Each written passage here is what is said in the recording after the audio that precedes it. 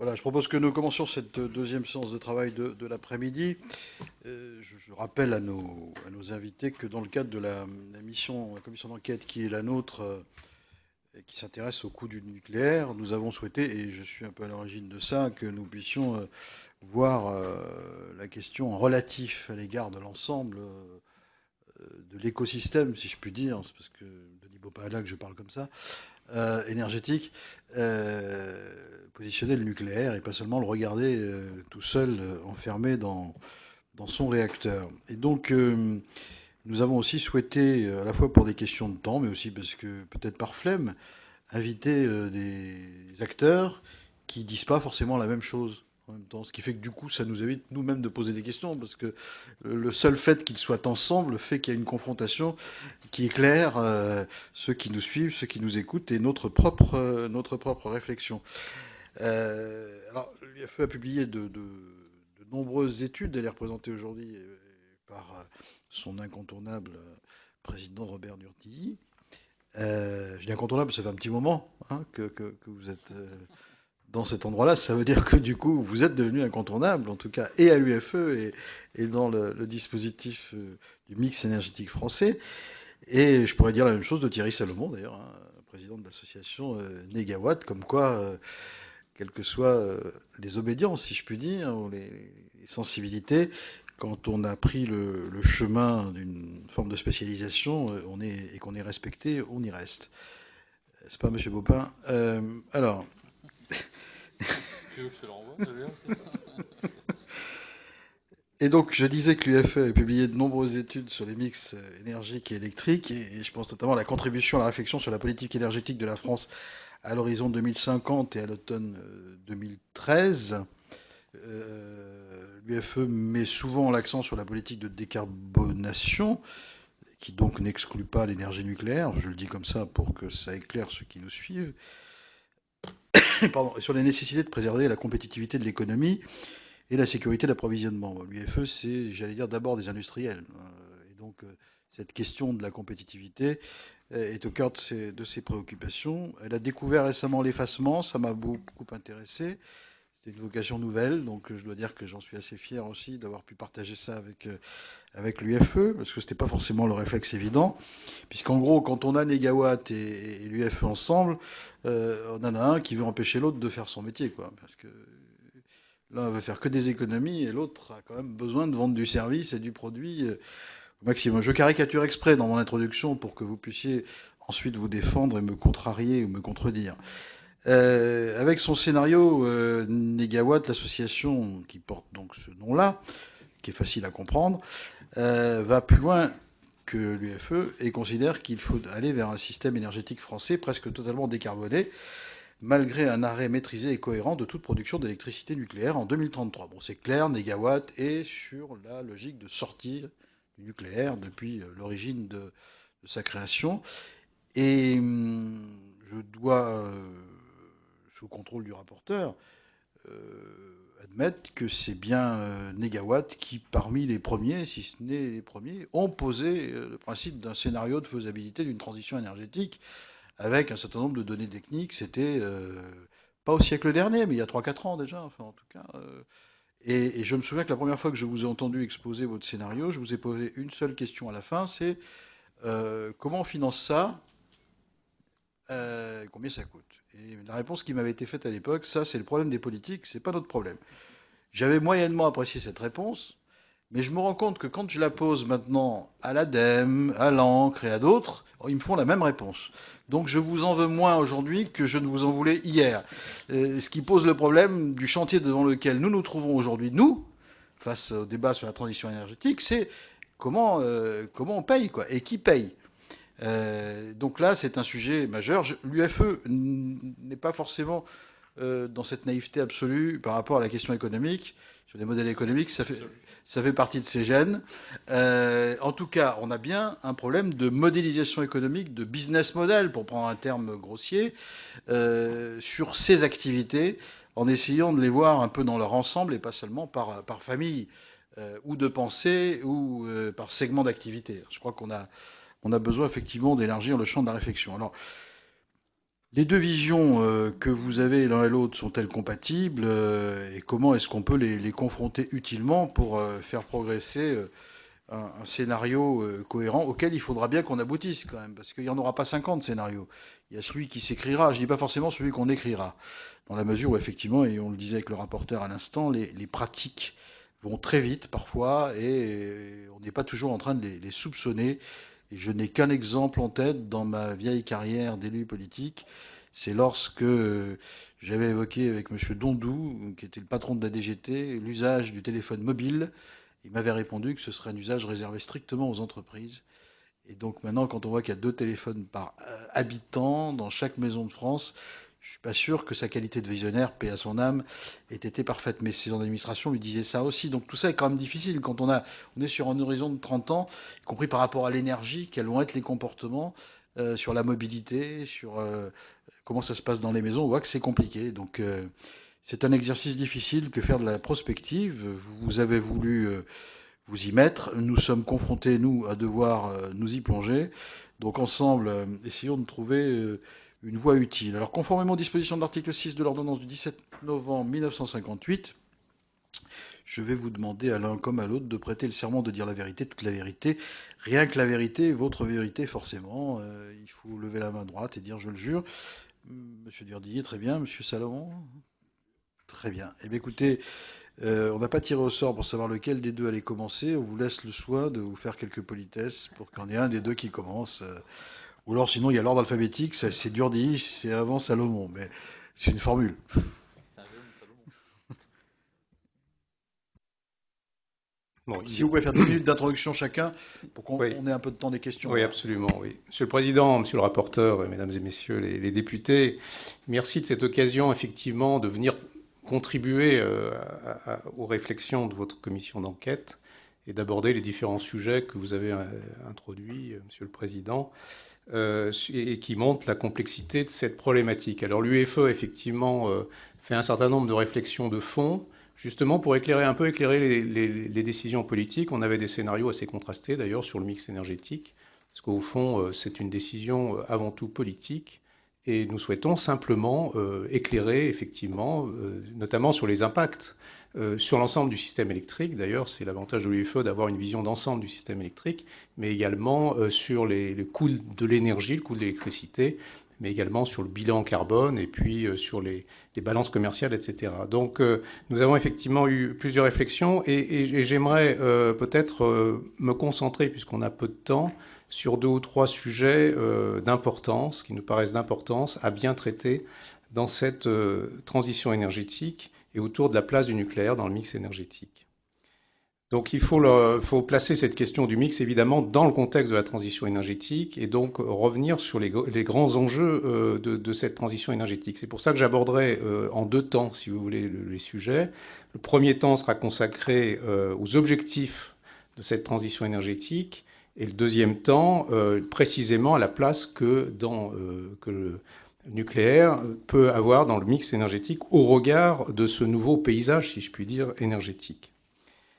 Alors, tout d'abord, je voudrais insister sur un point que je pense que nous partageons tous, qui est que l'objectif majeur à travers la transition énergétique, c'est la lutte contre le changement climatique et donc la réduction des émissions de gaz à effet de serre. Il se trouve que le GIEC a publié un nouveau rapport qui est assez alarmant, puisque non seulement les émissions continuent à progresser au plan mondial, mais même la rapidité, si je puis dire, de la progression s'accentue. Donc on est face véritablement à un enjeu planétaire. Nous avons l'année prochaine en France la COP 21, donc cette grande conférence. Évidemment, l'issue de cette COP est assez cruciale sur la suite. Mais en tout cas, il faut sans aucun doute que la France montre un engagement sans faille par rapport à cet objectif, et notamment placer sa politique autour d'une stratégie bas carbone, comme elle en a déjà exprimé l'intention. Et donc, de ce point de vue, la France doit certainement devenir une sorte de vitrine d'une stratégie bas carbone. Alors, il faut s'appuyer sur nos points forts, parce que j'aime à le redire quand même, nous avons des points forts en France. La France représente moins de 1% des émissions de gaz à effet de serre au plan mondial. Elle est très bien placée au niveau européen. Elle s'est améliorée malgré cette bonne position dans les dernières années. Elle s'est améliorée de 13% entre 1990 et 2011, c'est-à-dire donc on continue à améliorer. Et tout ceci est évidemment dû à un atout de base qui est un parc hydronucléaire faiblement carboné, donc un parc de production électrique très faiblement carboné. Donc la question est, bien entendu, comment pouvons-nous améliorer cette performance au regard donc, de ces enjeux de CO2. Donc la réduction des émissions de CO2 est vraiment la priorité. La France n'est pas en retard, elle est même plutôt en avance, et elle peut s'appuyer sur ses atouts pour continuer à progresser grâce à une stratégie bas carbone ambitieuse. Donc je vais venir maintenant à quelle pourrait être cette stratégie bas carbone ambitieuse. Quand on regarde la situation énergétique de la France, il n'y a pas, je dirais, photo sur ce qu'il faut cibler en priorité. Ce sont les consommations de pétrole. Le pétrole, vous le savez sans doute, représente 60% des émissions de CO2 en France. C'est un des sujets sur lesquels, je dois dire, on a le moins jusqu'ici travaillé. Et mon propos sera de montrer comment on peut avancer sur cette question-là dans la durée et avec efficacité. Donc, le fioul est aussi la troisième source de chauffage en France. Donc, il faut travailler sur ces points-là. Et là, il y a deux manières d'agir. Il y a la première manière qui est l'efficacité énergétique et l'intensité énergétique. Et cette efficacité énergétique, il faut la cibler en fonction des coûts, bien sûr, et en fonction des émissions de CO2. Donc, améliorer l'intensité énergétique. Alors, l'intensité énergétique, c'est en quelque sorte la performance intrinsèque des équipements. Et l'efficacité énergétique, ce sont des actions que l'on conduit pour améliorer, conduit avec les équipements que l'on a, pour encore améliorer l'efficacité énergétique globale. Or, l'intensité énergétique est une des composantes importantes. Elle n'a cessé de s'améliorer dans le temps. Je pense qu'on vous a remis les visuels. Vous verrez que l'intensité énergétique s'est beaucoup améliorée. Et si on continue le trend de cette amélioration de l'intensité énergétique, on gagne déjà beaucoup par rapport à une augmentation naturelle, en quelque sorte, de consommation d'énergie. Mais cette intensité énergétique, elle est beaucoup tirée par le progrès technique. L'exemple le plus frappant, ce sont par exemple l'éclairage, les LED qui ont remplacé les ampoules à incandescence. On a une amélioration de 5 à 6 fois de performance. Voilà un exemple qui améliore notablement l'intensité énergétique. Mais ce qu'il faut souligner, c'est que cette intensité énergétique s'améliore dans la mesure où il y a une croissance économique et que beaucoup d'éléments montrent que s'il n'y a pas de croissance économique, il n'y a pas d'amélioration de l'intensité énergétique. Il est donc crucial de maintenir une forte dynamique de croissance pour pouvoir capitaliser sur l'intensité énergétique. L'efficacité énergétique, maintenant, c'est-à-dire que l'ensemble des actions doit être ciblé en fonction des coûts et en fonction du carbone. En fonction des coûts, parce qu'il y a tellement à faire qu'il faut bien cibler au mieux pour avoir la plus grande efficience, en fonction du carbone, parce que c'est la priorité de la transition énergétique. Deuxième levier, j'ai indiqué intensité énergétique et efficacité énergétique. Deuxième grand levier, c'est réduire les consommations de pétrole par des transferts d'usage entre le pétrole et d'autres formes d'énergie, faiblement ou non carbonées. Alors, on a ici évidemment tout ce qui est transfert d'usage dans deux grands secteurs où le pétrole est dominant, le bâtiment et les transports. Dans le bâtiment, les solutions existent, elles sont disponibles. Vous avez un petit transparent qui montre les différentes solutions, notamment gaz naturel, mais aussi pompe à chaleur, etc. Et puis dans le transport, vous savez c'est plus en devenir, même s'il y a beaucoup de filières qui sont potentiellement porteuses pour l'avenir, c'est plus en devenir. Il faudra travailler sur les véhicules électriques, sur les véhicules hybrides, sur le gaz naturel, sur l'hydrogène, etc. Donc toutes ces filières-là qui vont venir se substituer.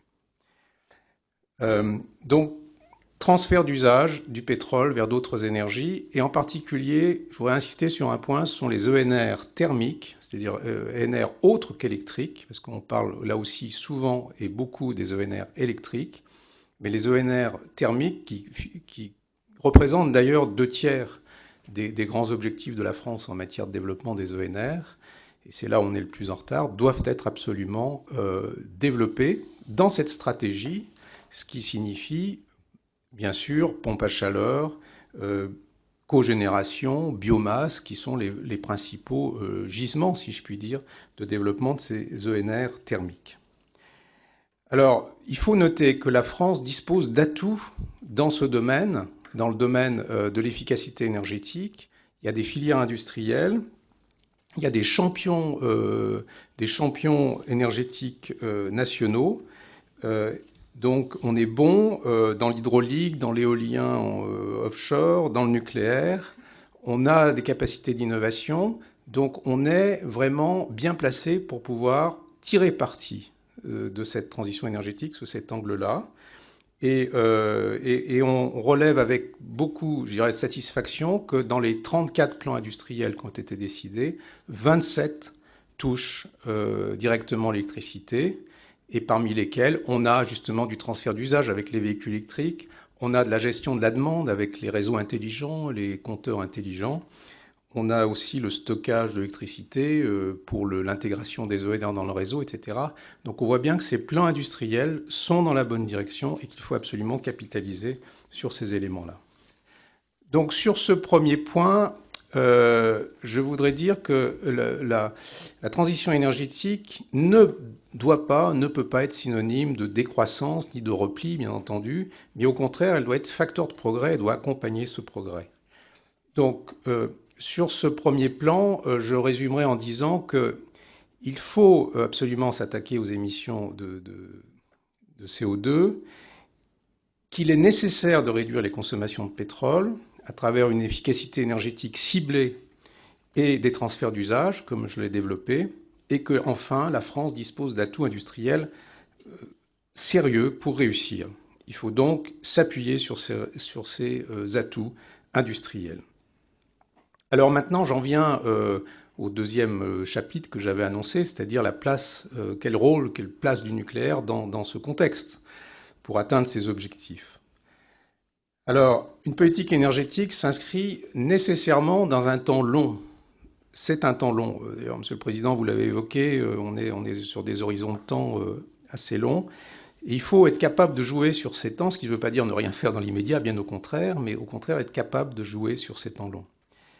Alors, toutes les infrastructures énergétiques demandent du temps pour se construire et des verrous technologiques doivent être levés. Et donc, il est important, à cet égard-là, de se donner du temps pour réussir cette transition énergétique française. Donc, la question n'est pas de savoir si nous devons faire la transition énergétique. Je pense que nous n'avons jamais eu de débat là-dessus. C'est la question de savoir comment la faire et à quel rythme, surtout, devons-nous la faire.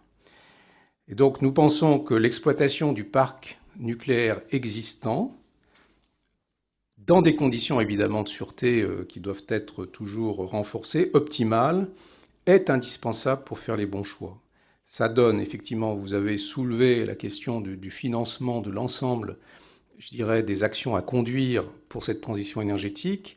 Le fait de prolonger un parc nucléaire existant permet de se donner du temps pour préparer et notamment avoir des solutions technologiques, on voit bien ça va extrêmement vite, des solutions technologiques de remplacement les plus performantes possibles.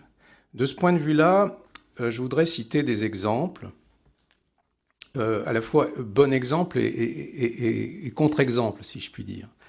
Donc le contre-exemple, à nos yeux, qui illustre le fait qu'une trop grande rapidité dans l'exécution, si je puis dire, même si l'objectif est bon, conduit à des inefficacités économiques. C'est évidemment le cas de l'Allemagne, où on peut observer que de 2010 à 2013, par exemple, l'Allemagne émet 13 millions de tonnes de CO2 de plus par an, ce qui représente, alors 13 millions, qu'est-ce que ça veut dire? Ça représente, par exemple, plus de 40% des émissions de l'ensemble du parc de production électrique français. Donc ce n'est pas du tout dans l'épaisseur du trait, ça montre bien que cette préoccupation de CO2 doit être très présente. Le cas du Danemark également, qui a pourtant beaucoup développé d'ENR, mais dont l'économie est à 60%, dont la production est à 60% à partir de charbon.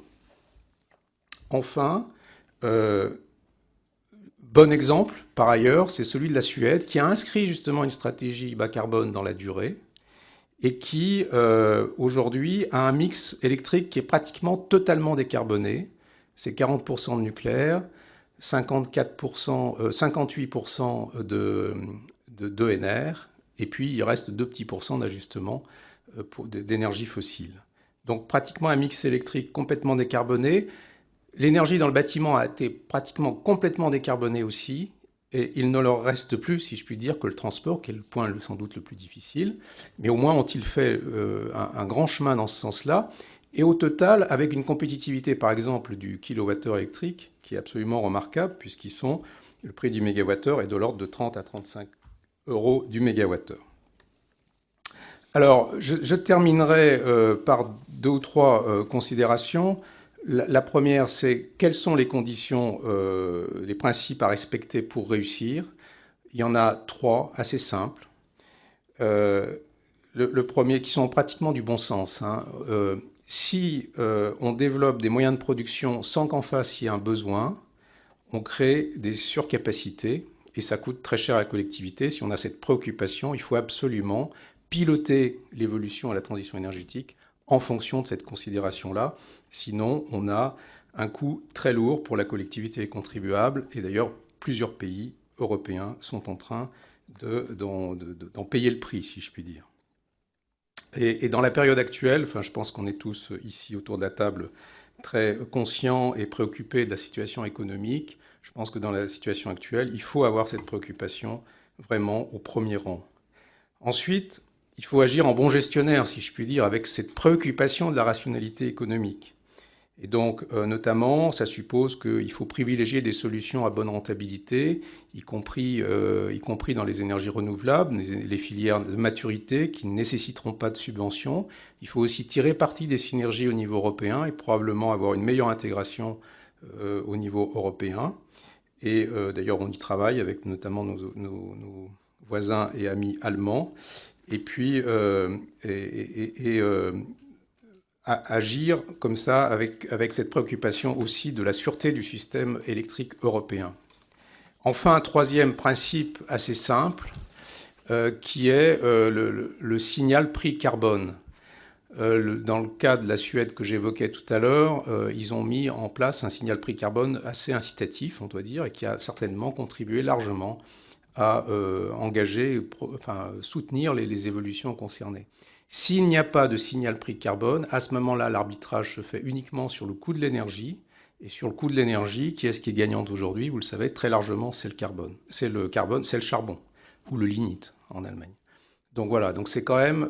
Donc si on n'a pas cette préoccupation d'avoir un signal prix carbone, alors après la modalité ETS, etc., c'est une autre logique, mais en tout cas, on ne pourra pas conduire cette transition si ce troisième principe assez simple n'est pas respecté. Donc, en conclusion, pour répondre assez clairement sur la question de la place du nucléaire dans le mix de production de demain, nous pensons qu'il est raisonnable de ne pas dresser les énergies, du mix électrique les unes contre les autres. Ce n'est pas un débat nucléaire face à ENR. Je pense qu'au contraire, on gagne beaucoup à travailler conjointement en complémentarité. Et c'est au contraire de réussir cette transition énergétique dans la durée, avec un pilotage intelligent qui tienne compte à la fois des progrès technologiques et des considérations d'évolution du marché de l'énergie, pour avoir in fine un mix de production équilibré, sécurisé, décarboné, et puis également, évidemment, au moindre coût pour la collectivité. Ce chapitre compétitivité est évidemment essentiel. Merci de votre attention. Merci. Alors, avant de passer la parole à M. Salomon, mais comme ça, il en profitera après, quelques questions, puisque c'est la seule séance finalement où on parle de mix électrique, après toutes les séances qu'on a faites qui étaient spécialement réservées au nucléaire. tout en vous disant, avant que je l'oublie, que j'ai rencontré récemment, en ma qualité de président de la Commission des affaires économiques, le ministre de l'Industrie australien qui m'a indiqué qu'ils allaient renoncer à la taxe carbone, définitivement. Je le dis au passage, parce que ça va nous dans le sommet que vous avez évoqué prochainement. C'est du second degré parce que C'est du second degré. Voilà, ça va nous, pour ceux qui écoutent, ça va effectivement rendre les choses plus difficiles. Voilà. Est-ce que vous avez le sentiment qu'il n'y a pas encore des notions qui sont pas complètement stabilisées dans la tête de ceux qui réfléchissent au sujet? Alors, en vrac, on a évoqué tout à l'heure énergie finale, énergie primaire. Je pense que selon la thèse que l'on défend, on évoque plutôt un côté, plutôt l'autre, parfois les deux dans une même phrase, alors qu'il ne s'agit pas de la même chose. De même que puissance installée ou puissance consommée. Ce qui fait que une puissance installée est utile, c'est la capacité qu'elle a à produire par rapport à la capacité qu'elle n'a pas à produire à certains moments. C'est le problème sur l'intermittence, mais il y a souvent, les gens additionnent un peu des choux et des carottes, quoi, hein, quand on compare les choses là-dessus. Donc vous allez me dire, peut-être que aujourd'hui tout ça est très clair dans l'esprit de tout le monde, mais j'en suis pas certain. Est-ce que, quand on parle aussi d'électricité, on a bien compris qu'il y avait à la fois des questions de volume, de continuité de service, mais aussi de puissance au sens muscle, pour certains process industriels, ou même tout bêtement pour faire démarrer une pompe en géothermie, hein. Est-ce que tout ça est bien stabilisé dans la manière dont les gens réfléchissent? Quand on parle d'effacement, il y a aussi deux écoles. Et pour avoir, dans une PPL dite Brotte modestement, fait en sorte que le marché de l'effacement existe, je vais continuer à me préoccuper de ce sujet-là, j'imagine avec le soutien de Denis Baupin, parce que si l'effacement, ça consiste à faire tourner des groupes électrogènes pour pas consommer de l'électricité du réseau, c'est pas l'effacement au sens où je l'entends avec un peu de vertu. L'effacement, ça doit être la capacité qu'on a à ne pas consommer dans des moments utiles pour tous, et pas à consommer plus de gasoil. Voilà. Donc, comme aujourd'hui, il n'y a pas de différenciation entre les deux, on va s'en occuper. Je vais m'en occuper personnellement parce que c'est pas bien. Sinon, je dis ça juste parce qu'on en parle. Enfin, on n'a pas parlé, mais de même que la question de l'énergie dite fatale, quoi. Est-ce qu'on a bien conscience aussi que devoir servir au réseau une énergie fatale éolienne ou photovoltaïque ou autre, mais je pense surtout à ces deux-là, ça pousse finalement à faire des réseaux qui frôlent l'extravagance en termes d'investissement et de dimensionnement, alors qu'on pourrait simplement réguler un peu les choses autrement. Voilà. Quelques éléments qui sont dans le débat du mix électrique, où on rentre dans un petit niveau de technicité supplémentaire. On ne dit pas de gros mots, mais je crois que si on ne stabilise pas toutes ces notions entre nous, c'est pour ça que je pose ces questions à vous deux, à l'intercession, je dirais, de façon à... c'est pas des réponses, j'allais dire, partisanes qui sont attendues. C'est que toutes ces notions-là soient bien définies dans le débat qui est le nôtre en ce moment et qui va être le nôtre au Parlement. Alors, bon, voilà, en vrac, quelques questions que je vous repose, Monsieur Durdilly, et Monsieur Salomon enchaînera et pourra rebondir aussi là-dessus, tout en développant ce qu'il avait à dire. Mais vous inquiétez pas, Monsieur Baupin s'exprimera à la fin de vos interventions à vous avec d'autres questions. Voilà, j'ai vu le geste. Bien, oui, merci de vos questions. Permettent d'éclairer effectivement un peu plus largement les points que j'ai évoqués. Je m'y retrouve assez bien. Peut-être la notion d'énergie finale, énergie primaire, effectivement, c'est une forme de guerre des écoles sur cette question-là. Moi, je crois qu'il faut qu'on essaye de la dépasser. C'est vrai que, notamment, enfin, énergie finale, elle est très pertinente pour valoriser ce qu'on fait en termes d'efficacité, d'efficience et les efforts qu'on fait sur l'aval, si je puis dire. Et l'énergie primaire, c'est plus sur le mix amont. Alors, la question de l'énergie primaire, c'est vrai qu'elle est plus délicate. Pourquoi? Parce que le mix de production évolue, alors notamment au niveau européen, qu'est-ce qu'on prend comme référence? Est-ce qu'on prend un mix moyen, etc. Deuxièmement, quand vous avez une part croissante d'électricité produite à partir de renouvelables, on voit bien que la notion d'énergie primaire telle qu'elle est évolue et qui est induite par le rendement du principe de Carnot, hein, tout simplement, n'est plus totalement pertinente. Alors jusqu'où, comment le prendre en compte, etc. Effectivement, on a souvent une guerre des écoles, mais qui qui est un peu dommageable. Je crois qu'il faut essayer d'arriver à le dépasser. En tout cas, nous, on est plutôt favorable à une référence, une référence plutôt européenne de mix énergétique. Pourquoi? Parce que on est dans une logique d'intégration européenne, d'une part, et puis d'avoir un ratio d'énergie primaire qui colle le mieux possible aux évolutions, et donc notamment à la montée en puissance des énergies renouvelables. Donc je pense que ce sujet n'est pas épuisé, nous aurons encore l'occasion de le faire. En tout cas, c'est un très bon sujet. Sur puissance installée et puissance consommée, effectivement, ça rejoint d'ailleurs puissance énergie, enfin, de manière générale. Ce qu'on peut constater, c'est que depuis quelques années, par différents mécanismes, et notamment le fait de la mise en place d'un marché de l'électricité, l'effort mis sur la puissance s'est dégradé. Et donc on a le signal puissance, en quelque sorte, dans le système, s'est déplacé et moins vu par le consommateur. Donc c'est fort de ce constat qu'on a préconisé l'introduction d'une composante supplémentaire qu'on appelle capacité, et avec un marché de capacité, une obligation de capacité qui a été donc décidée, traduite dans la loi, et donc on trouve que c'est une très bonne chose, même si c'est un peu précurseur, c'est-à-dire qu'il n'y a pas pour l'instant, on ne peut pas dire qu'il y a une référence qui existe, en disant que ça existe d'une manière parfaite, etc. Je pense qu'il faut qu'on le mette en œuvre en France. C'est un point extrêmement important. Et au fond, pour les ingénieurs, enfin, M. Baupin, encore quelques souvenirs, comme moi, c'est très bien d'avoir finalement dans les règles de fonctionnement quelque chose qui représente la dualité intrinsèque d'un produit comme l'électricité, qui a une dualité puissance-énergie que n'ont pas d'autres formes d'énergie. Donc voilà, donc c'est cet esprit-là. Donc effectivement, alors là vous avez raison, Monsieur le Président, c'est que c'est un sujet qui n'est pas toujours bien connu. C'est normal, puisqu'il est à la fois un peu technique, puis aussi en même temps, on le formule de manière un peu nouvelle, compte tenu des évolutions du système électrique, etc. Et que quand on était dans un système complètement intégré, c'était plus facile. Maintenant, ça évolue sous l'effet des règles de marché. Mais c'est un des sujets qui doit être absolument traité. Et d'ailleurs, qu'il y a un lien avec l'effacement, parce que finalement, il faut trouver... Pour valoriser les effacements, il faut trouver une valeur économique aux effacements, et vous trouvez cette valeur économique quand vous valorisez correctement la puissance. Tout est bouclé, si je puis dire, de ce point de vue-là.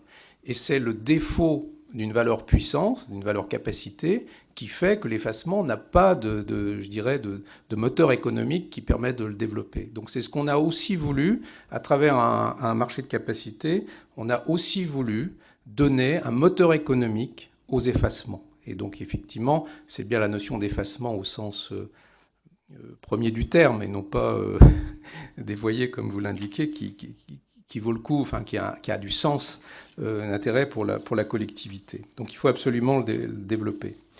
Alors, sur la question de l'énergie dite, entre guillemets, fatale, c'est-à-dire qui se produit, effectivement, c'est une vraie question, d'ailleurs, qui se pose au niveau européen, à travers ce qu'on appelle la priorité d'accès des énergies renouvelables. C'est-à-dire qu'on a très bien compris que pour soutenir et développer les énergies renouvelables, il fallait leur donner une certaine forme de priorité.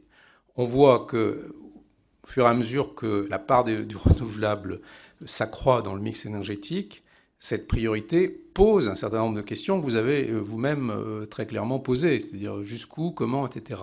Et donc il faudra probablement revoir cette question-là pour faire en sorte que là aussi, il y a une forme de rationalité économique qui s'applique, de même que pour le mécanisme de soutien sous forme d'obligation d'achat, qui était la méthode la plus rapide, si je puis dire, pour développer les ENR. On en a vu aussi les limites.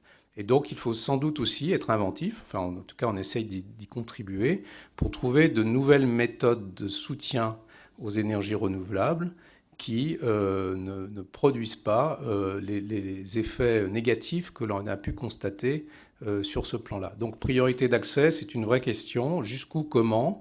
Effectivement, vous l'avez dit, ça nécessite beaucoup de développement de réseau, etc.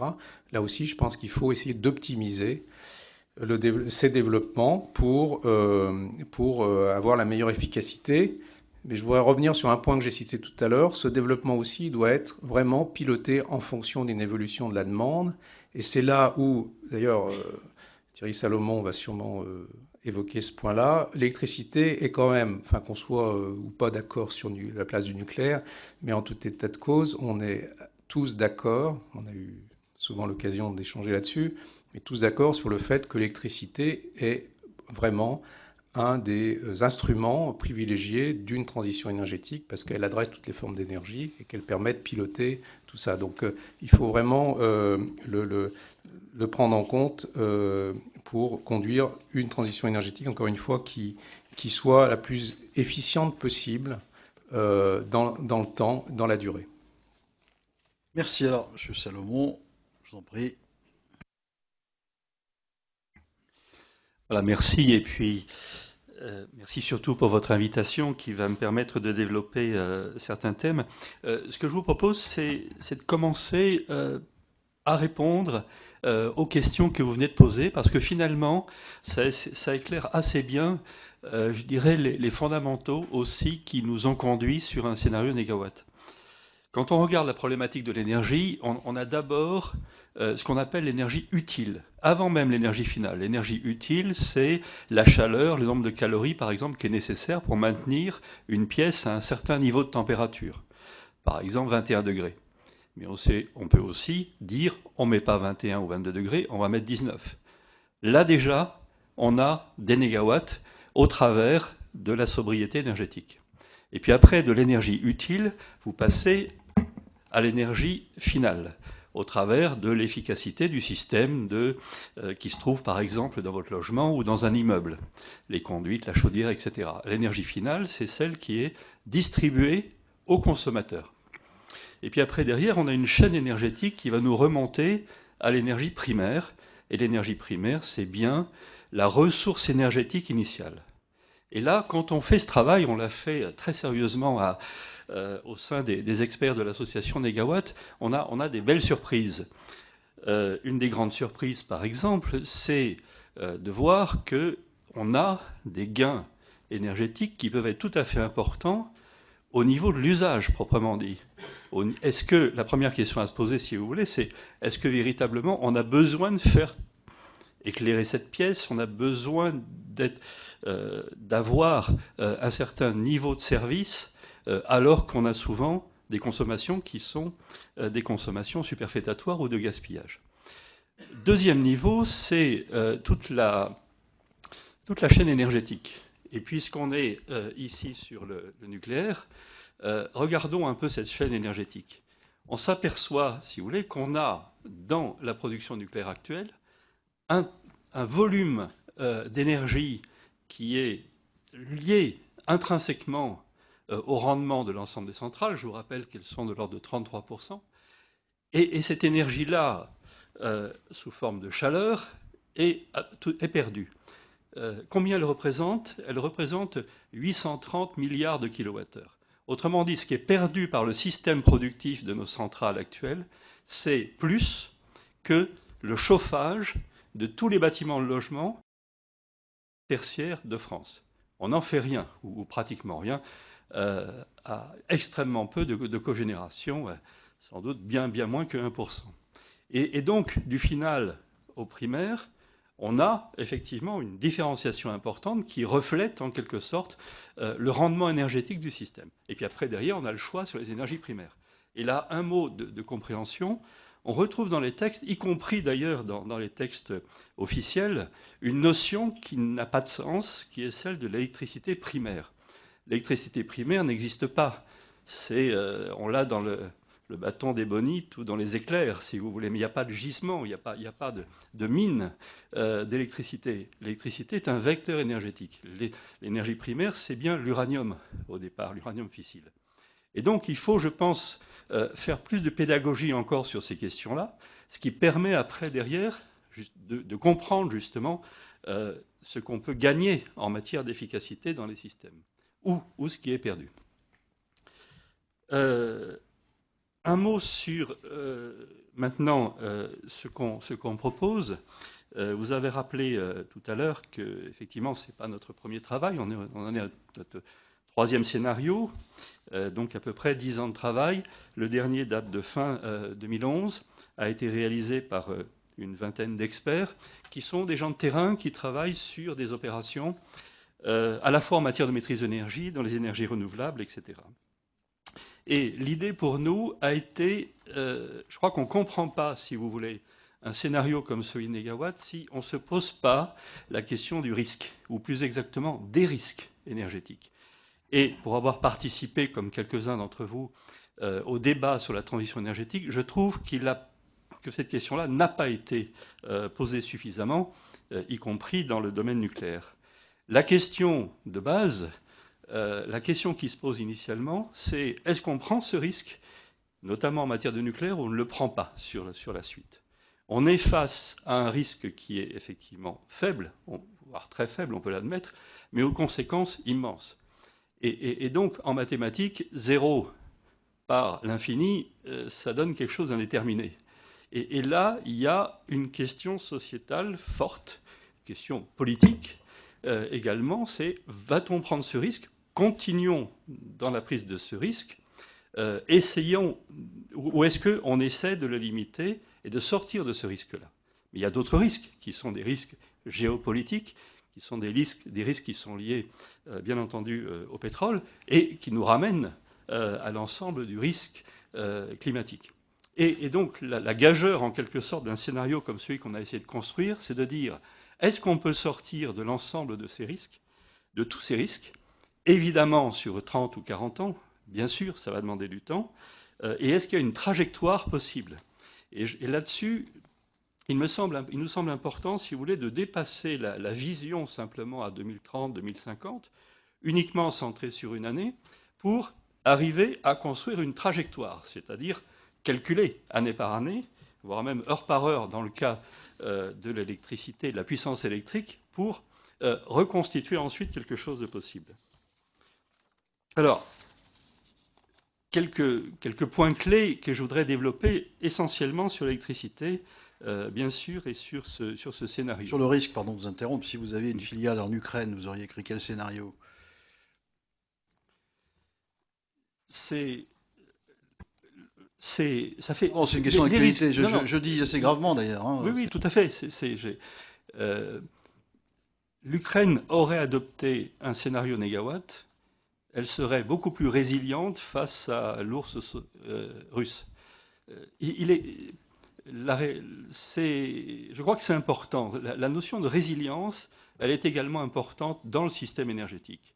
Il faut construire quelque chose sur lequel la prise de risque dans l'avenir soit minimale. Il est clair que développer la sobriété et l'efficacité énergétique, développer les énergies qui sont les énergies du pays. Vous savez que la France possède en masse, les 6 grands types d'énergie renouvelables, fait que quelque part, on est face à des risques, y compris géopolitiques, bien mieux armés. Merci. Un scénario abouti, si vous voulez, comme celui de Négawatt, a une décarbonisation quasi complète du secteur énergétique, c'est-à-dire des émissions de CO2 à hauteur de 90%. On est sur un scénario qui monte en matière d'électricité à une quasi-utilisation des renouvelables à peu près dès 2040. Avec, pour fixer les idées, 48% en éolien, 21% en photovoltaïque, 20% en hydraulique, 6% de gaz d'origine renouvelable.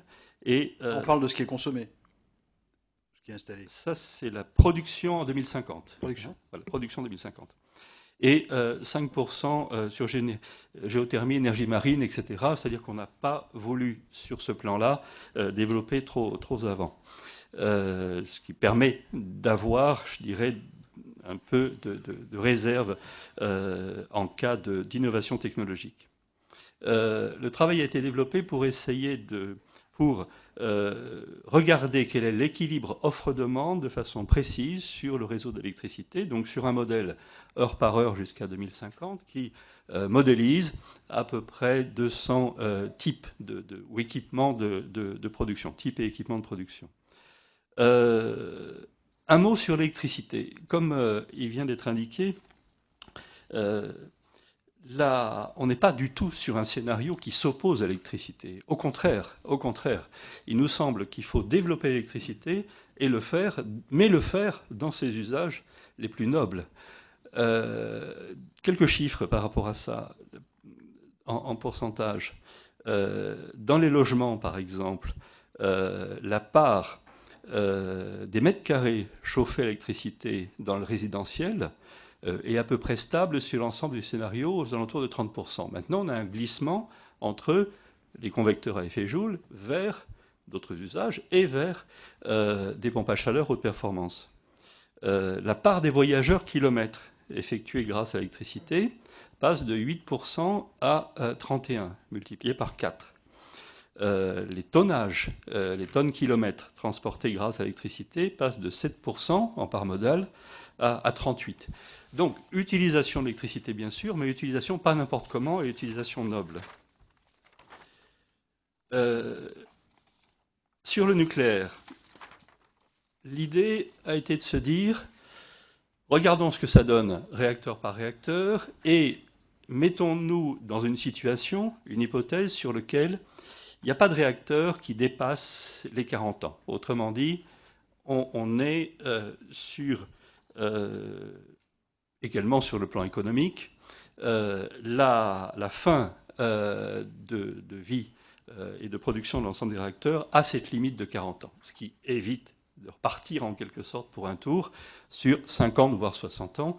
Il est clair que c'est vers les 60 ans que l'on va, dans la mesure où les investissements sont à ce niveau-là tout à fait considérables, vous l'avez déjà vu. Alors ça donne à ce moment-là une limite, si vous voulez, possible, avec un développement des énergies renouvelables, et vous l'avez dans les documents qui vous ont été remis, avec évidemment une difficulté, les renouvelables ne se développent pas en un jour. Il faut des montées en puissance qui soient réalistes. Et relativement acceptable. Et tout le jeu, en quelque sorte, du scénario est de dire diminution du nucléaire sur 3 phases. Première phase, arrêt rapide des réacteurs qui nous semblent poser le plus de risques, environ 7 à 8. Ensuite, une phase de réduction assez régulière, mais évidemment rapide, et une phase de clôture assez rapide vers donc 2030-2033, un peu comme ce que prévoit l'Allemagne, parce qu'à un moment donné, eh bien, il y a aussi une fermeture de l'amont du cycle et de l'aval du cycle. Et avec une réflexion en essayant de travailler sur les contraintes de sûreté, les contraintes énergétiques, bien sûr, qui sont liées à ça. Mais aussi en regardant un développement des renouvelables qui soit un développement maîtrisé et cohérent. Quelques chiffres par rapport à ça. Sur l'éolien, le rythme maximal à terre dans notre scénario d'augmentation de l'éolien est de 1,75 gigawatts par an. En Allemagne, 2013, 3 gigawatts. Ils ont fait en quelque sorte 2 fois mieux. En photovoltaïque, au maximum sur certaines années, vers les années 2025, 3 gigawatts par an. L'année dernière, en Allemagne, 3,4 gigawatts ont été installés. Si vous voulez, on est sur des rythmes que notre voisin allemand a connus encore de façon encore plus élevée. Au final, en matière de production, et là, sur la production d'énergie en général, on arrive à un résultat qui est assez intéressant, qui est la stabilisation du gaz fossile. Alors pourquoi ? Parce que le gaz fossile, d'origine fossile, importé, donc, puisque c'est aussi un scénario qui ne développe pas le gaz de schiste et le gaz d'origine scénario lié quand même. Les scénarios sont très liés quand même. On est sur un... à partir du moment, si vous voulez, où il y a un refus au départ d'une prise de risque environnementale qui ne paraît pas acceptable, il est clair qu'en matière de gaz de schiste, là, on est aussi, pour nous, sur une réflexion qui consiste à dire ne partons pas là-dessus. Je parle du marché mondial, pardon. Ah, pardon, d'accord. Aujourd'hui, on voit bien que les choses agissent, interagissent les unes sur les autres. L'avènement du gaz de schiste a fait complètement bouger les lignes sur les modes de consommation, notamment du gaz naturel, par exemple. Oui, du charbon, enfin, je veux dire, c'est des éléments. Oui, c'est des éléments qui sont liés. Je ne porte pas un jugement de valeur, c'est un constat. Non, d'accord, vous avez raison. En ce moment, on est sur un bouleversement mondial qui montre aussi que, en matière de régulation, et notamment de régulation sur les prix du carbone, on est loin du compte, bien entendu. L'idée est la suivante, enfin, le résultat, plus exactement, la suivante, c'est une sorte de maîtrise au niveau d'environ 500 TWh, toute énergie confondue, hein, pas uniquement l'électricité, du gaz d'origine fossile, jusqu'à à peu près 2030-2035 environ. Et c'est ce gaz naturel qui nous sert de variable d'ajustement, qu'on va retrouver sur la mobilité, qu'on va retrouver bien sûr sur le chauffage, sur de la production d'électricité, mais avec une sorte de vase communicant qui se produit. Autrement dit, moins de gaz utilisé pour se chauffer, parce qu'on a derrière une politique d'efficacité, de sobriété, que je pourrais développer sur l'habitat notamment, si vous le souhaitez. Et donc, du coup, plus de molécules gaz utilisables pour des usages qui nous semblent plus nobles. D'où cette relative stabilité. Et donc, à partir du moment où on a une stabilité et où on a une baisse qui est tout à fait considérable du pétrole et du charbon, eh bien, évidemment, on arrive à une décarbonisation du système énergétique qui est de l'ordre d'un facteur 15 sur les émissions de CO2 uniquement sur les émissions de CO2. Quand on regarde, et ça a été un débat assez important au niveau du débat sur la transition énergétique, quand on regarde l'obtention du facteur auquel on doit arriver, vous savez que le facteur 4 est inscrit maintenant dans deux lois, la loi POP de 2005 et puis la première loi Grenelle. Eh bien, il y a très peu de scénarios qui arrivent au facteur 4. En réalité, il faut véritablement, sur l'aspect CO2 combustion, avoir un facteur d'au moins 6 à 7 de réduction à 2050 pour aboutir au facteur 4. Tout est gaz à effet de serre confondu, tout simplement parce que sur le méthane, et notamment dans l'industrie, dans l'agriculture et l'industrie agroalimentaire, sur les autres types de gaz à effet de serre, on aura beaucoup plus de difficultés. C'est donc bien le secteur énergétique qui va servir en quelque sorte de moteur pour diminuer l'ensemble de ces gaz et aboutir à un facteur élevé. Il est vraisemblable que le facteur 4, au travers des travaux du GIEC, est déjà dépassé. Et un dernier mot là-dessus, quand on regarde en réalité par rapport à l'augmentation de la population à venir, quel est le facteur qu'il faut atteindre, par habitant, ce n'est pas 4, c'est 5,3. Et on est effectivement sur un enjeu considérable.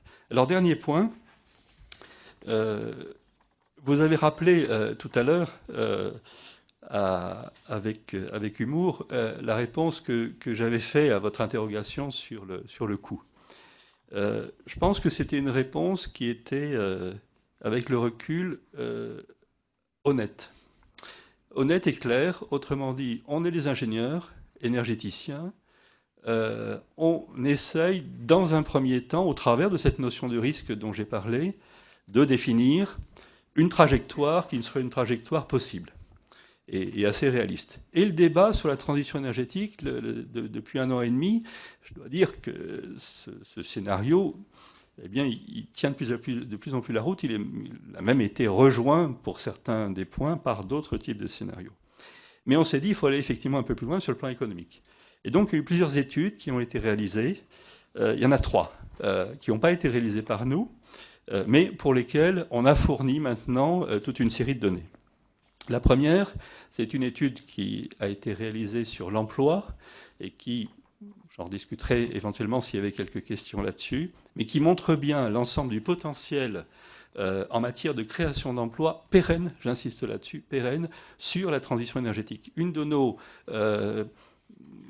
surprises, en quelque sorte, a été de voir qu'on est bien dans ce secteur de la transition sur un volume d'emplois qui est créé, qui est ensuite maintenu, parce qu'on est sur des technologies sur lesquelles il y a relativement besoin d'emplois, notamment en matière d'exploitation. Donc ce n'est pas uniquement une histoire de construction, c'est derrière, il y a bien un secteur sur l'emploi.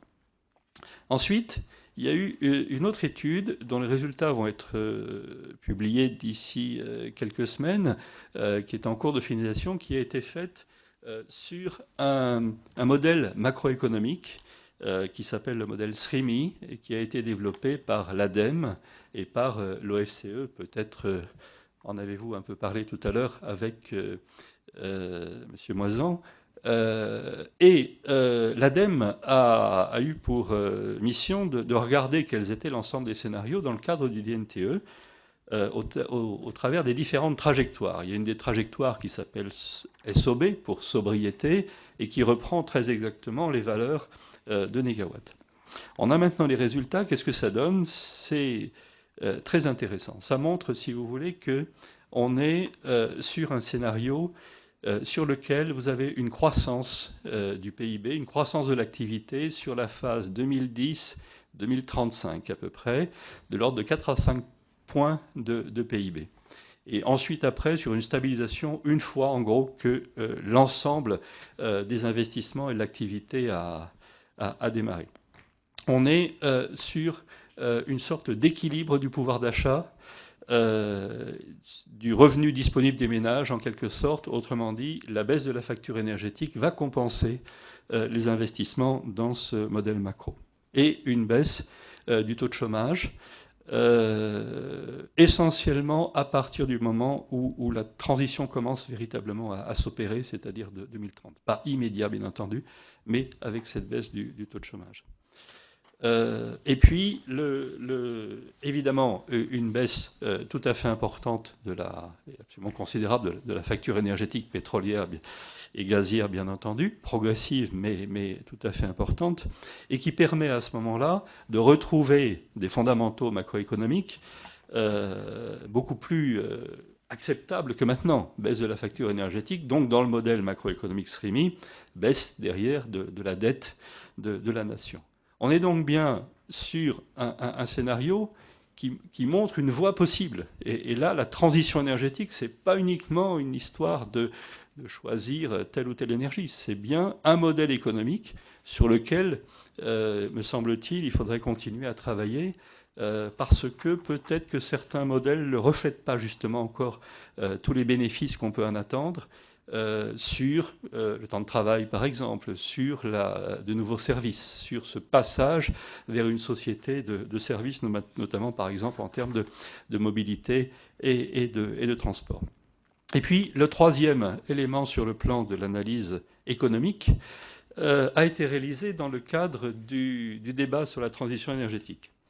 Et c'est à la fin du document qui vous a été remis.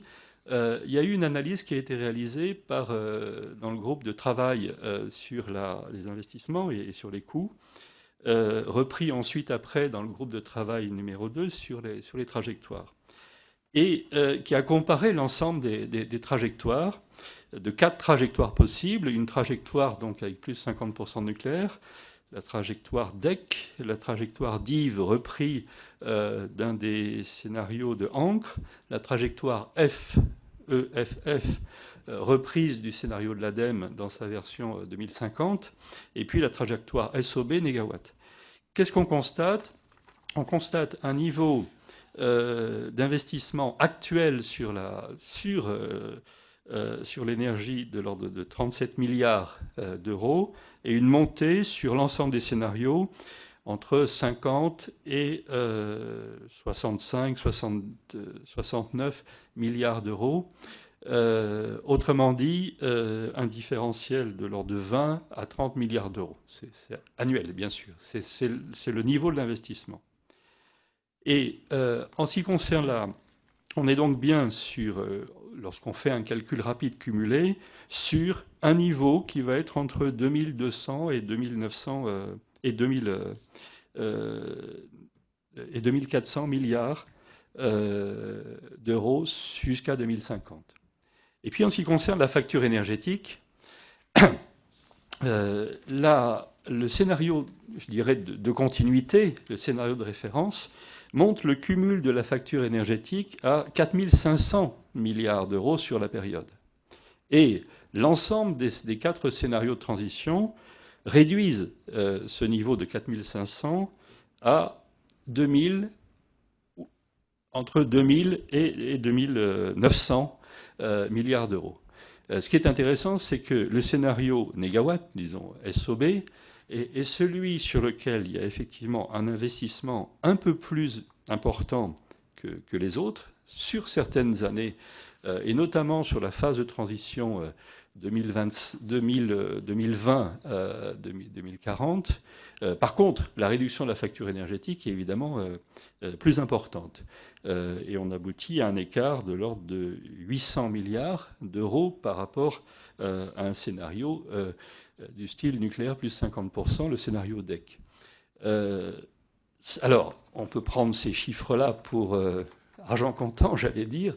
C'est pas nous qui les avons trouvés, c'est un travail des NTE, piloté par Dominique Dron, commissaire général au développement durable. Je pense que vous serez d'accord avec moi pour dire qu'il faut aller encore plus loin là-dessus et que les quelques semaines de travail qui ont été effectuées sur ces scénarios sont sans doute pas suffisants, qu'on a vraiment besoin là-dessus d'avoir une feuille de route qui soit tout à fait importante. Mais en tout cas, et pour répondre avec retard à votre question d'il y a quelques années maintenant, oui, la trajectoire énergétique est faisable et oui, derrière, on est sur un modèle économique qui semble, sur ces analyses, tenir correctement la route. Voilà, merci. Merci. Alors, une petite question, je passe la parole au rapporteur.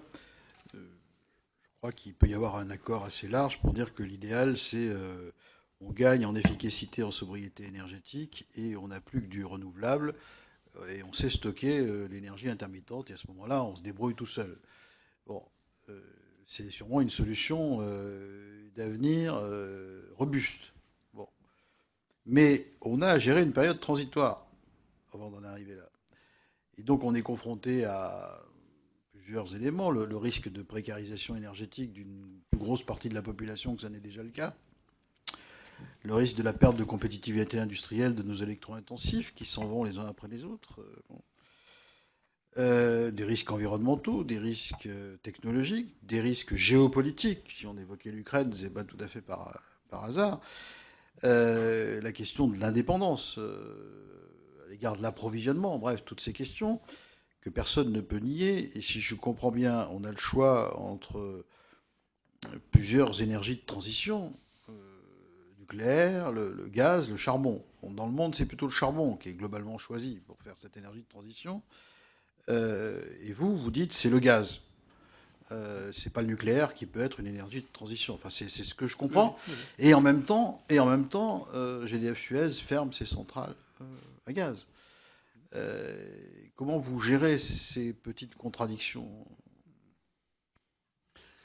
Alors, je ne suis pas responsable de la politique de GDF Suez, bien entendu. Non, pourquoi le gaz? Pourquoi le gaz? Parce que si vous voulez, les sources d'approvisionnement sont quand même relativement multiples. Certaines sont européennes, notamment en Norvège, et ce n'est pas négligeable. Et donc, à partir du moment où les sources sont multiples, le risque géopolitique est moindre. Et puis, la combustion du gaz émet du CO2, point final, ou quasiment. Et donc, lorsque on regarde cette question très importante des gaz à effet de serre, et pas uniquement, et qu'on ne le regarde pas uniquement sous l'angle, j'allais dire, monocarboné ou carbocentré du CO2, qui n'est que 60-70% du problème, et le dernier rapport du GIEC montre combien les problèmes de méthane, par exemple, sont aussi très très importants, eh bien, le gaz et l'énergie, le gaz méthane, hein, la molécule de méthane plus exactement, et l'énergie qui a deux avantages. La première, c'est effectivement d'être moins polluante dans la phase de transition. La deuxième, c'est de pouvoir faire en sorte qu'on puisse avoir, à partir des équipements déjà existants, une transition possible. Parce que c'est ça le mot important, limitant les investissements. Pourquoi on ne choisit pas l'hydrogène, par exemple? Tout simplement parce que, contrairement, par exemple, à ce que pourrait dire Rifkin, on est beaucoup plus prudent en quelque sorte que Rifkin, tout simplement parce que la transition de nos véhicules vers le gaz est quelque chose qu'on a regardé et qui est faisable en quantité importante. La technologie existe il faut à peu près 2000 stations-service. On a, avec le gaz, un formidable réseau qui distribue vers à peu près un peu plus de 70% de la population sur les centres les plus importants. Et puis, il y a une possibilité de stockage, une possibilité majeure de stockage à partir de stockages déjà existants. C'est comme ça que GDF stocke, vous le savez, en achetant le gaz au prix le plus bas pour le revendre, pour le stocker pour l'hiver, voilà, en jouant derrière sur cette saisonnalité. Or, et donc la molécule, en quelque sorte, qui peut se stocker est une des clés. Et je crois qu'une des solutions pour nous est de ne pas considérer uniquement le mix électrique comme ou le vecteur électrique comme le vecteur unique. Il y a un autre mix possible qui est celui du gaz. Puisque, dans ce scénario, on a un transfert progressif, au fur et à mesure des équipements et des installations, du gaz naturel vers du gaz d'origine renouvelable avec deux sources. La source biologique, méthanisation, gazification, etc. Et puis une source de gaz de synthèse au moment où effectivement on a, et c'est à peu près dès 2030, on a une puissance installée renouvelable qui est, notamment en matière d'éolien et de photovoltaïque, qui est supérieure à ce qu'il faudrait. Supérieure, pardon, à la demande. Et donc l'idée de repasser au travers de l'électrolyse par de l'hydrogène et par du gaz, l'un ou l'autre, est tout à fait intéressant. Là, on a deux voies possibles. L'injection directe de l'hydrogène dans le réseau de gaz actuel, on sait le faire jusqu'à peu près 8% pour l'instant sans difficulté, et puis, ou alors la transformation par méthanation, qui est intéressante parce qu'elle permet d'imaginer des systèmes industriels sur lesquels, puisque c'est une réaction très exothermique, sur lequel on a aussi de la chaleur. Vous avez par exemple en Allemagne actuellement des systèmes de méthanation prototypes sur lesquels le business plan est fondé sur la vente de chaleur à 320 degrés, pour faire fonctionner l'ensemble. Il y a là, on parle beaucoup d'économie circulaire, là, on a vraiment un magnifique exemple d'économie circulaire qui serait possible, sur lequel, derrière, on est à la fois sur la production d'énergie, la récupération de chaleur et l'utilisation, bien sûr, de l'ensemble des renouvelables. Monsieur le rapporteur. Merci, Monsieur le Président. Merci, Monsieur Dely, Monsieur Salomon, pour vos exposés.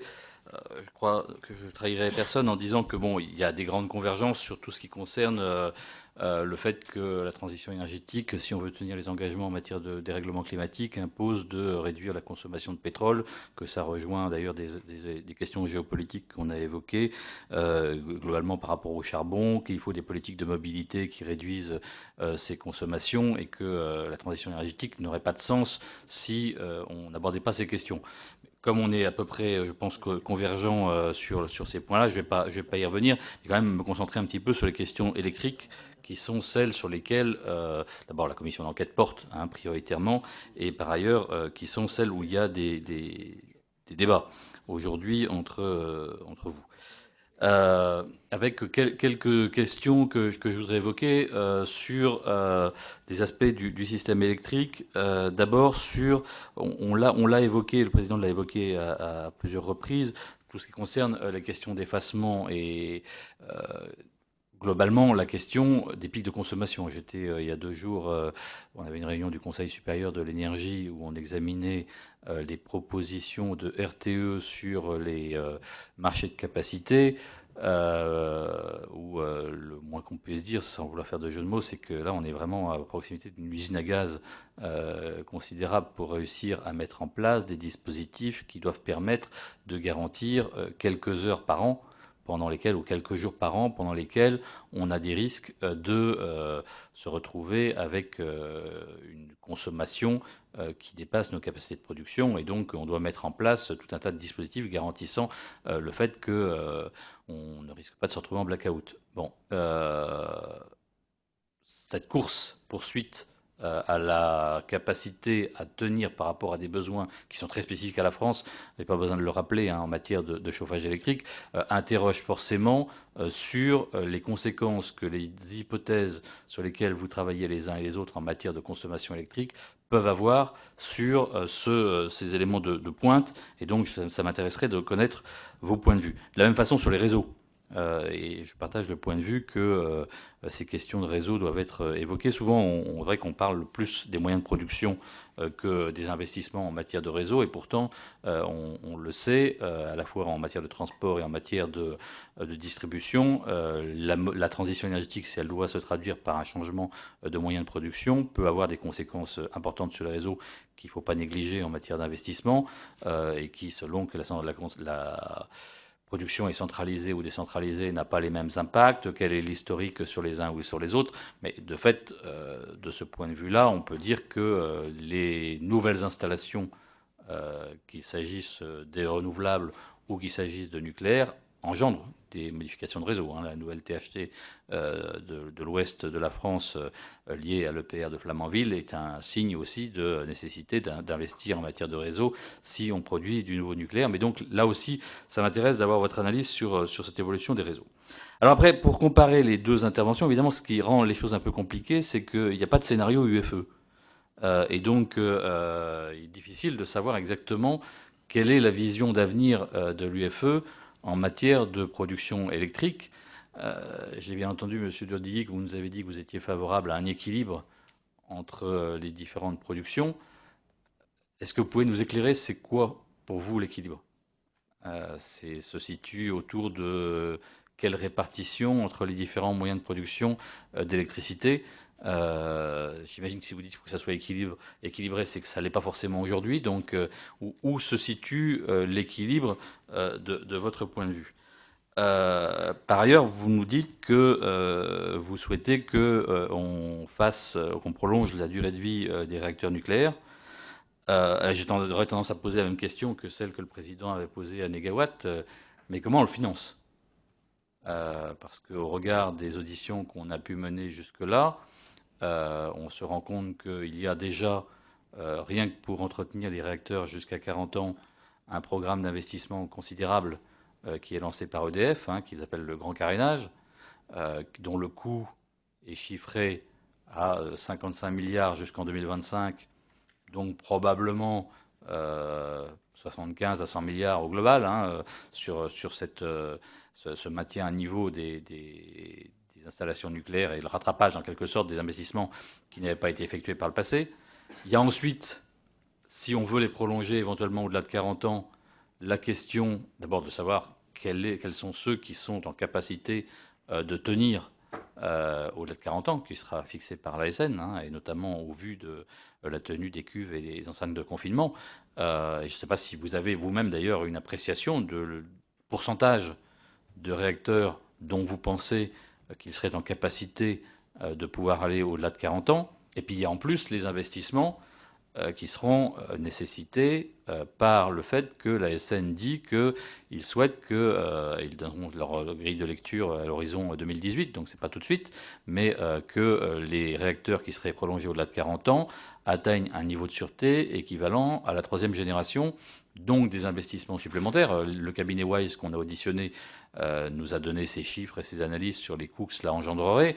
C'est l'avis du cabinet Wise et peut-être en avez-vous un autre, mais de ce point de vue, là aussi, qui finance et combien ça coûte, avec en partie pour nous, législateurs, qui auront dès cette année à choisir une politique de transition énergétique, quand même une question un peu cruciale qui est: peut-on faire reposer l'ensemble de la production électrique française sur le pari que X centrales iront au-delà de 40 ans, sachant les différentes hypothèques qui sont aujourd'hui sur la table, sur leur capacité et sur le coût. Enfin, autre question, vous avez dit, et je pense qu'on peut le partager, que nous n'avons pas intérêt à être surcapacitaires en matière de production électrique. quand on a auditionné au début de notre commission d'enquête plusieurs intervenants, électriciens et autres, l'avis général était que globalement, en base, aujourd'hui, sur l'ouest de l'Europe, on est surcapacitaire. Et donc, de votre point de vue, de combien est-on surcapacitaire aujourd'hui, si on devait les chiffrer en termes de réacteurs nucléaires, par exemple de combien de réacteurs nucléaires serions-nous surcapacitaires? Parce que c'est vrai que quand on regarde, y compris le taux d'utilisation des réacteurs nucléaires français en dessous de 80%, on peut se dire que peut-être que si on en avait quelques-uns de moins, on les ferait fonctionner un peu mieux tous ceux qui restent, et finalement que ça coûterait moins cher à la collectivité. Donc, et je voulais avoir votre analyse sur le fait que le directeur de l'énergie et du climat, dans une audition il y a une quinzaine de jours à peu près, nous a dit que, au vu de l'objectif fixé par le gouvernement d'atteindre 50% de part du nucléaire dans la consommation électrique française, au vu d'hypothèses qui allaient d'une évolution de la consommation électrique de moins 0,2% par an à plus 0,4% par an, grosso modo, il y aurait sans doute une vingtaine de réacteurs nucléaires de trop à l'horizon 2025 par rapport aux 58. Donc voilà, avoir votre sentiment par rapport à ça, et est-ce que vous partagez le point de vue de la DGEC sur cette surcapacité? Dernier élément, comme il n'y a pas de scénario non plus de votre point de vue, mais ça me paraît important quand même que vous nous en disiez quelques mots, quelle est votre vision sur l'emploi dans le domaine de la production d'électricité? Parce que les négawatts nous disent qu'ils ont fait étudier leur scénario selon différents modèles macroéconomiques qui aboutissent à quelques centaines de milliers d'emplois qui peuvent être créés en matière d'énergie renouvelable. Quand on regarde nos voisins allemands, nous disent qu'ils ont créé à peu près 430 000 emplois dans le domaine des renouvelables, qui sont donc des éléments non négligeables dans une période où la question de l'emploi est évidemment cruciale.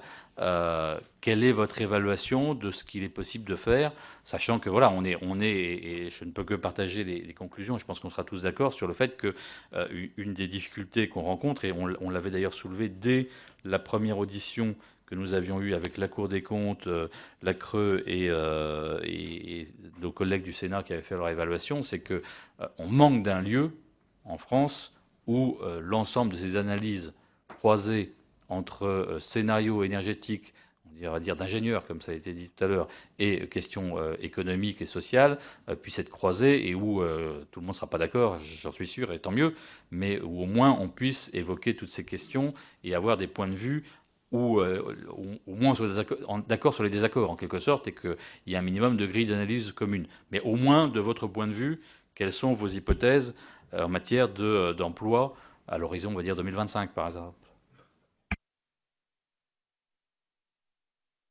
Monsieur le rapporteur, merci de vos questions. Ça me permettra aussi, je pense, de réagir à ce que j'ai entendu de la part de Thierry Salomon. Il n'en sera pas étonné, mais ça permettra aussi, notamment à travers quelques questions que vous avez posées, de souligner les points de désaccord, si je puis dire, ou d'approche divergente. Le président l'avait mentionné en entrée. Je pense que c'est intéressant de voir les contrastes et où se posent finalement les vraies questions qui se posent à nous.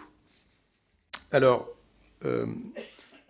concernant la question de l'effacement et des pointes de consommation, vous avez fait référence aux modalités de lancement du marché de capacité, qui est certainement complexe, il est vrai, mais on pense vraiment que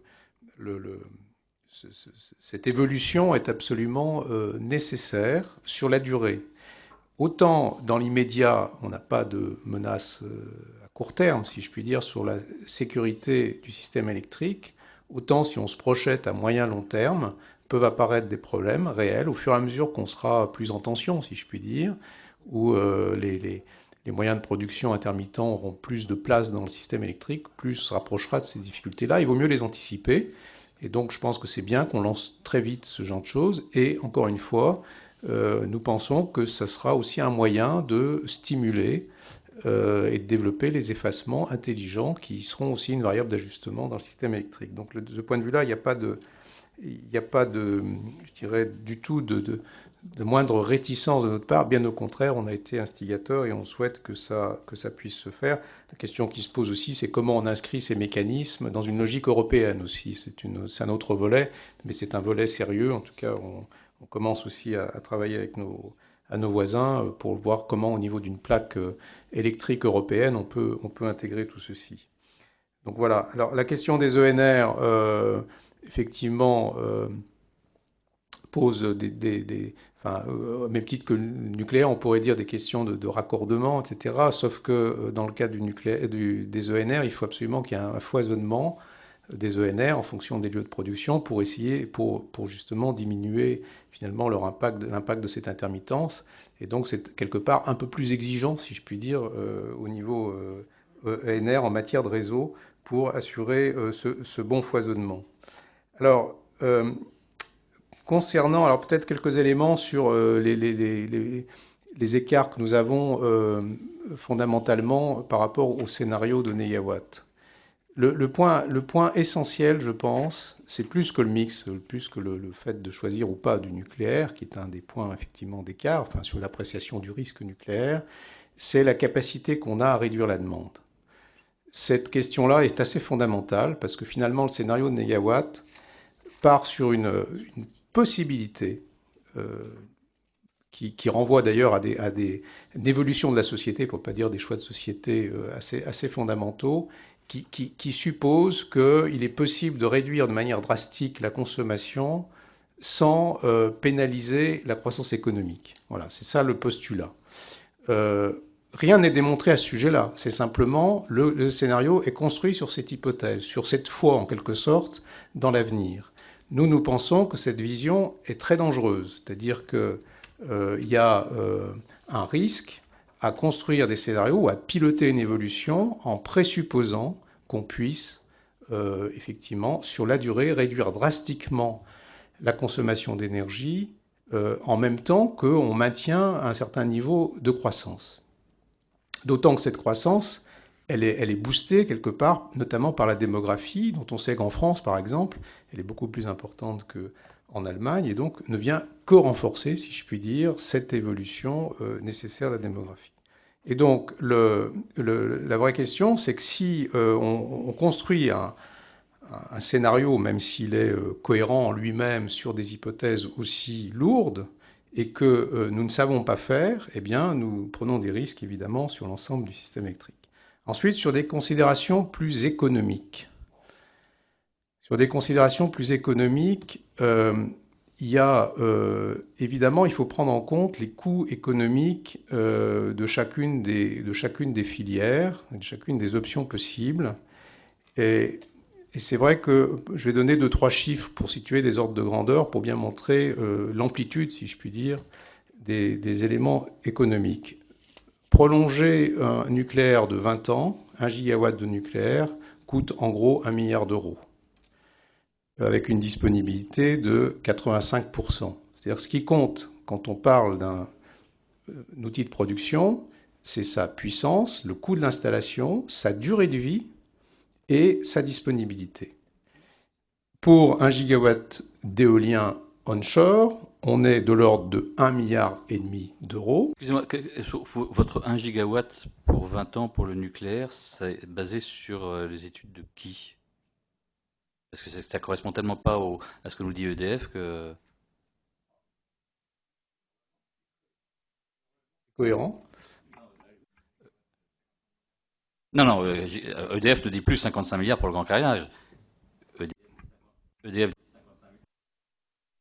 Pas avoir les micros en même temps, dit 55 milliards d'ici 2025, avec globalement à peu près 100 milliards au total pour l'ensemble du grand carénage, et qui n'est pas la prolongation, puisque la prolongation, ce sera les conditions de sûreté supplémentaires qui seront décidées par l'ASN. Donc c'est pour savoir quelles sont vos évaluations, d'où elles viennent. Oui, non, mais c'est effectivement une forme d'étape sur les 55 milliards d'euros répartis, etc. Ça fait 1 milliard d'euros. Si ça doit être plus, ça doit être plus. C'est simplement pour illustrer les ordres de grandeur. Donc disponibilité, ça dépend de l'horizon de temps. C'est sûr que pour le nouveau nucléaire, par exemple, c'est une durée beaucoup plus importante. et que si je prends les énergies renouvelables, prendre 20 ans de durée de vie, c'est correct. Donc on est à peu près, c'était aussi commode d'avoir un horizon de temps à peu près comparable. Mais évidemment, la disponibilité n'est pas du tout la même, le productible n'est pas du tout la même pour de l'éolien onshore et a fortiori pour du photovoltaïque. Si bien que les écarts pour la même production, si je puis dire, sur la base de 1 gigawatt, même si vous mettez 2, c'est pas grave, entre guillemets, vous arrivez à, vous arrivez à 4 gigawatts, en investissement, en équivalent investissement, vous arrivez pour l'éolien onshore à 6 milliards d'euros à comparer aux 1 milliard ou 2 milliards si vous voulez en mettre plus, hein. Et pour l'offshore 12 milliards et pour le photovoltaïque 21 milliards. C'est des comparaisons qui montrent que les coûts équivalents en investissement pour avoir le même niveau de productible vont de 1 à 21, ou vous mettez 2 à 21, ça ne change pas significativement le raisonnement. On voit bien qu'on est dans des écarts de coûts absolument considérables qui doivent être pris en compte au moment des choix. Et donc c'est ce qui justifie de notre part le fait de dire, à partir du moment où on a du nucléaire qui existe, le meilleur investissement à l'état actuel des technologies, ça ne veut pas dire qu'à l'horizon, dans 10 ou 20 ans, les choses se poseront exactement de la même manière, mais dans l'état actuel des technologies, des coûts respectifs des technologies, on a tout à fait intérêt à prolonger des nucléaires existants, en renforçant d'ailleurs dans les coûts correspondants qu'on a pris, qui sont quand même élevés, il y a aussi une amélioration significative de la sûreté nucléaire. Donc on améliore la sûreté nucléaire, on prolonge à un coût qui, en l'état actuel des différentes technologies, est véritablement intéressant. Et donc la variable temps, encore une fois, ce n'est pas la finalité ou le but, là où on va aller, qui va changer significativement, c'est le chemin qu'on prend pour y aller. Et donc, en l'état actuel des technologies, cette prolongation est indiscutablement un moyen, je dirais, le plus efficace pour gérer cette transition énergétique. Pour ceux qui suivent, il faut bien parler, quand vous dites productivité, je crois que c'est le terme que vous avez utilisé, on est bien sur un mégawatt utilisé et pas sur un mégawatt potentiellement utilisable. Oui, oui, absolument. Et c'est toute la différence. C'est toute la différence. On fait absolument. des calculs rendus au mégawatt habituellement. Voilà. C'est très important. C'est ça que j'évoquais tout à l'heure, la production installée ou la production réellement utilisée.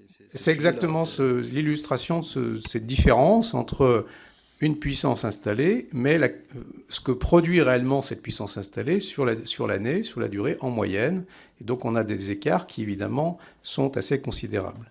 Je voudrais dire un mot sur les aspects macroéconomiques, parce que implications macroéconomiques. Et ça permettra de répondre à la question sur les emplois.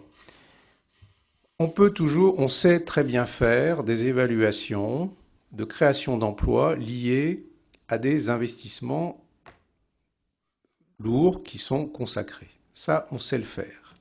Ce qu'on ne sait pas bien faire aujourd'hui, et il n'y a pas de modèle macroéconomique convaincant de ce point de vue-là, nous le regrettons, nous aimerions bien, et nous espérons d'ailleurs, il y a un travail qui a été acté dans le cadre du débat sur la transition énergétique, de dire qu'il faudrait qu'il y ait un prolongement de ce débat, et notamment de manière à ce qu'on puisse à peu près se mettre d'accord sur une modélisation macroéconomique. On ne sait pas aujourd'hui dire avec certitude ce que l'effet induit par une augmentation du prix de l'énergie induite par ces investissements. L'exemple allemand est illustratif, on le voit bien. Cette transition très rapide provoque une augmentation des prix absolument vertigineuse pour les consommateurs, qui amène à réviser cette trajectoire. Ce que nous voudrions, c'est d'éviter de faire ces révisions. Il est clair que si l'énergie et le prix de l'électricité qui aujourd'hui est assez compétitive, je dis assez compétitive parce qu'en France, elle est assez compétitive par rapport aux pays européens.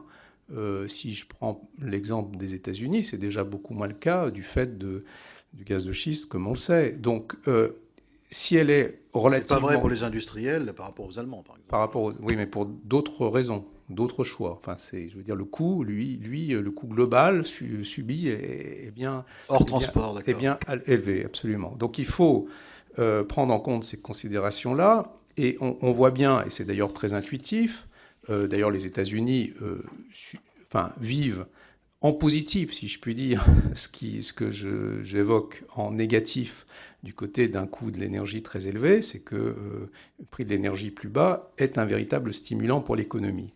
Et donc, moi, qu'on me dise il y a 100, 200, 300, 400, 500, 600 000 emplois créés, très bien. La vraie question, c'est combien il y en a qui sont supprimés si jamais le coût de l'énergie, si cette transition se traduit par un coût d'énergie très élevé. Et c'est pour ça que l'exemple suédois nous paraît très intéressant, parce qu'ils ont à la fois réussi sous l'angle de la transition vers une énergie bas carbone.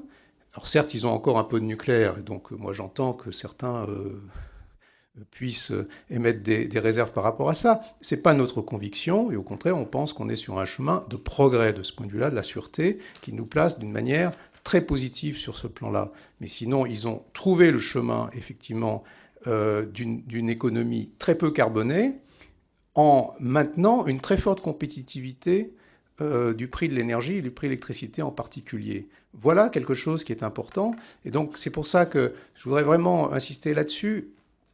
Attention aux projections, enfin, attention aux scénarios qui sont construits par principe sur une réduction de la demande, pour respecter d'ailleurs le facteur 4 au passage, et qui, même plus que le facteur 4 pour l'énergie, puisque ça a bien été importé, mais c'est par construction. Mais la question de la faisabilité ne se fait pas. Donc la question se pose, si on n'y arrive pas, qu'est-ce qui se passe? Sur les investissements correspondants qui sont massifs, et surtout dans un contexte international, on voit qu'il y a une véritable évolution du prix de l'énergie qui nous pénalise de fait en Europe par rapport à ce qui se passe dans d'autres pays. Donc dans un tel contexte, il faut donc être extrêmement vigilant pour adopter une modalité de transition énergétique qui nous garantisse, je dirais, les prix les plus compétitifs dans cette période. Alors, sur la surcapacité, entre guillemets, des 20 gigawatts, ça rejoint tout à fait la question que j'évoquais sur la projection de la demande. Nous sommes plutôt, nous, côté UEFOR, enfin, on est en train justement de réviser tout ça, parce qu'il y a aussi des exercices qui se font avec RTE, hein, bien entendu, mais nous sommes plutôt sur une certaine, enfin, en prenant comme hypothèse une croissance économique à 1,7%, ce qui, bon, est à la fois maintenant assez élevé par rapport à ce qu'on connaît, mais qui n'est pas non plus déraisonnable. Et en tout cas, on sait que 1,7%, c'est ce qui garantit à peu près le maintien de l'emploi en France. Donc on a pris cette hypothèse-là. Et donc, l'évolution démographique, le maintien de la croissance, plus les transferts d'usage, parce que si on a une stratégie bas carbone, ça suppose un transfert d'usage vers l'électricité. D'ailleurs, y compris négawatt, je fais jouer un rôle important à l'électricité, et c'est bien. Donc tout ceci fait qu'on maintient une certaine... Bon, on ne peut pas, en tout cas, dans ce domaine de l'électricité, baisser drastiquement la consommation, parce que ça serait aller à l'encontre de cette transition avec des conséquences qui pourraient être très graves sur la suite. Alors, sur la disponibilité, enfin, le fait que notre parc électrique soit un peu plus dimensionné que nos stricts besoins, bien, je dirais que là, le résultat, c'est que c'est un des rares secteurs où on exporte, on a une balance commerciale qui est déficitaire, de 60 milliards d'euros, et cette exportation d'électricité nous rapporte en gros 2 milliards d'euros.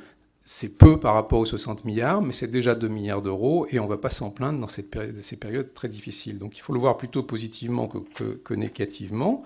Maintenant, ensuite, dans la durée, au fur et à mesure, si la demande électrique effectivement est soutenue pour les raisons que j'ai indiquées, même si on doit faire énormément d'efforts en matière d'efficacité énergétique, même si l'intensité énergétique devrait s'améliorer dans les prochaines années, il est clair que nous avons besoin d'un socle solide en matière de production électrique, et que, en fonction des données économiques assez rapides que je viens de donner, on voit bien que si on renonce à la prolongation possible des centrales nucléaires, on se prive d'une valeur économique réelle dans notre système, et à une période où on en a beaucoup besoin. Alors je ne répondrai pas à votre question, est-ce que nous n'avons pas fait d'hypothèse sur le nombre de réacteurs ou de prévisions sur le nombre de réacteurs qui pourraient passer, d'ailleurs, qui peut le faire, hein, je pense que c'est un exercice extrêmement difficile. Nous disons simplement, Il faut faire en sorte, c'est la responsabilité de l'ASN bien sûr de l'établir, il faut simplement faire en sorte de se mettre en situation, quand c'est possible, de prolonger au-delà de 40 ans la durée de vie des réacteurs nucléaires. Et si possible, et si on y arrive pour tous, eh bien c'est très bien, on y arrivera pour tous. S'il faut en arrêter certains, il faudra en arrêter certains, mais qu'au moins, chaque fois, pour les raisons économiques que j'ai indiquées, chaque fois qu'on y réussira, ça sera un bienfait pour l'économie française. Nous en sommes persuadés. Sur le qui doit payer les évolutions et tout ça, bon, les choses sont assez claires. La loi NOM a prévu que le coût de production d'électricité, plus généralement d'ailleurs d'acheminement, etc., enfin, tous les facteurs de coût doivent être répercutés dans les tarifs. Et donc, ça sera répercuté évidemment dans les tarifs. Mais ça reste, même si, comme vous l'avez souligné, après on peut avoir des incertitudes sur jusqu'où cette prolongation, ça dépendra également probablement des décisions d'autorité de sûreté, mais jusqu'où ces coûts iront. Mais en tout cas, dans les hypothèses actuelles, ça reste encore un très bon investissement au regard des coûts des autres filières alternatives à cette prolongation des centrales nucléaires. Merci, M. Salomon. Oui, sur la question qui a été évoquée à l'instant de la demande et de la croissance, qui est une vraie question. Moi, je vous invite à réfléchir un peu sur un cas de figure assez simple. C'est celui, par exemple, de la rénovation d'un logement. On va effectivement avoir, après rénovation poussée d'un logement, une baisse de la consommation d'énergie qui peut être de l'ordre de 2 à 4, pour simplifier. Sur un logement existant, le passage de 300 kWh par mètre carré à, par exemple, 75-80 kWh par mètre carré, comme on sait le faire actuellement en énergie primaire. Qu'est-ce que ça veut dire? Ça veut dire effectivement une baisse du niveau d'énergie qui est à acquérir par l'usager pour pouvoir satisfaire à ses besoins.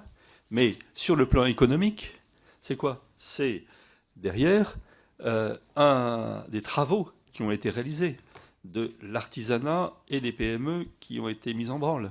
C'est derrière de nouveaux services énergétiques qui sont en train d'arriver très vite au travers de la garantie de performance, par exemple.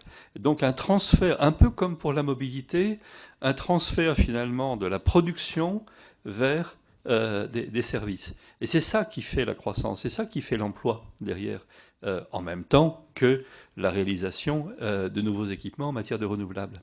C'est donc bien une vision systémique qu'il faut avoir. Si on a une vision qui est uniquement on consomme moins d'énergie et donc à ce moment-là la France va dépérir, c'est pas du tout la vision qu'il faut avoir au XXIe siècle sur ces questions-là.